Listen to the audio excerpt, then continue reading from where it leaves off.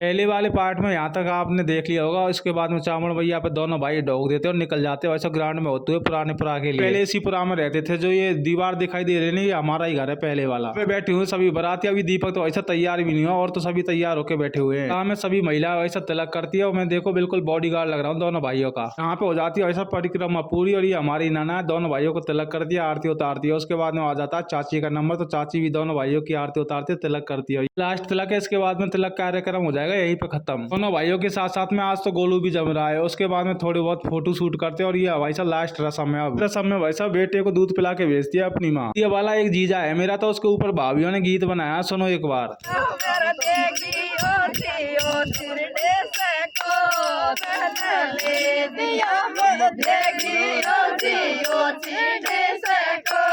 ये वैसा ले दिया वाले भाइयों के गले में माला ज्यादा हो जाती है तो सभी को निकाल देते हैं। 2 माला रखते हैं वैसे, एक तो ऐसा 50 वाले नोट की और एक महादेव बाबा वाली। उसके बाद में निकल जाते हैं हम वैसा देवी देवताओं के ढोक देने। ये हमारे छिलौरा बाबा और ये वैसा हमारे पठान बाबा। हमने जो छतरी दिखाई दे रही है वो है बुनिया बाबा, तो बुनिया बाबा भी पहुंच जाते हैं, दोनों भाई ढोक दे देते हैं। उसके बाद में निकल जाते हैं गाँव के मंदिर पे। ये वैसा ठाकुर जी का मंदिर और हनुमान जी बाबा का मंदिर। इधर ले आता है मंदिर पे गाड़ी क्यों, क्योंकि गाड़ी में वैसा यहीं से बैठते दूल्हे। उसके बाद में वैसा बैठ जाते दोनों भाई गाड़ी में, मैं भी बैठ जाता हूँ साथ में। निकल जाते हैं वैसा बारात के लिए। दोनों भाइयों के चेहरे पे खुशी देखो दूल्हे बनने की। सब बारात जा रही है कसारे गांव में, मासलपुर से थोड़ी सी आगे, हमारे यहाँ से 30 किलोमीटर दूर है बस। कसारे गांव में भी पहुंच जाते हैं, लेकिन अभी दूसरे घर पे बैठा रखा है क्योंकि तोरण मारने के बाद में दुल्हन के घर पे एंट्री होती है भाई साहब। धीरे धीरे सभी बाराती भी इकट्ठा हो जाते हैं। उसके बाद में दुल्हन का जो सामान होता है उसको निकाल लेते हैं और एक साइड में एक जगह पे रख देते हैं। थोड़ी देर बाद भाई साहब दुल्हन का सामान हमको उनके घर पे पहुंचाना पड़ेगा। तो गौरव और सुनील ये बोल रहे थे कि हमारी तरफ भी कर दे वैसा एक बार कैमरे को। तो वैसा हमारे गाँव के पूर्व सरपंच जिम्मेदार आदमी, तो इनके पास थी वैसा जेवर को पहुंचाने की जिम्मेदारी। ये वैसा मदन ठेकेदार ये भी बारात में शामिल हुए थे। इससे पहले मामा जी को मिलनी लगती तो मिलनी कर देते मामा के साथ में। उसके बाद में हम सामान को उठाते और निकल जाते वैसा दुल्हन के घर की तरफ। आगे वैसा किंदूरी फूफा चल रहे हैं। उसके बाद में सामान को लेके पहुंच जाते हैं उनके घर पे। मेन घर है वैसा, लड़की वालों का सामान को मंडप में रख देते हैं और कसारे गांव के पंच पटेल भी मौजूद रहते हैं सामान को सौंपते टाइम। पंच पटेलों की देखरेख में सारे सामान को सौंप देते हैं। इसमें वैसा जेवर रखे हुए हैं, क्या सामान लाए उसकी एंट्री भी करते हैं वैसा पंच पटेल वालों के द्वारा। वैसा लड़की वालों को सारा सामान दे दिया जाता है। उसके बाद में एंट्री भी कर लेते हैं सारे सामान की, फिर आते हैं वैसा हम बाहर की साइड में। इधर में चल रहा है वैसा नाश्ता पानी भी, नाश्ता ग्रहण करते हैं। इधर में ठेकेदार बैठा हुआ है। नाश्ते में आलू और कोफ्ता था वैसा, मजा गया खाने में। उसके बाद में हो जाता तोरण मारने का टाइम, तो दोनों भाइयों के साथ में बारात भी चल देती है वैसा दुल्हन के घर की तरफ। उनके घर पे पहुंच जाते हैं सभी के सभी और वैसा पंडित जी जानकार निकले थे चित्राम भाई के। तो अब भाई साहब दोनों भाई बिल्कुल रेडी है तोरण मारने के लिए और एक मैं भी खड़ा हूँ इनके साथ में। उन पे उन्होंने वैसा चराचरी भी दी थे। इधर में सभी की सभी हमारे गाँव की बाराती खड़े हुए हैं। आ चुके मेन गेट के नीचे, यहीं से वैसा तोरण मारेंगे। उसके बाद में पंडित जी 2-3 मंत्र बोलते पूजा पाठ करते हैं। उसके बाद में एक बलाई वाली रस्म होती है जो सासू माँ करती है।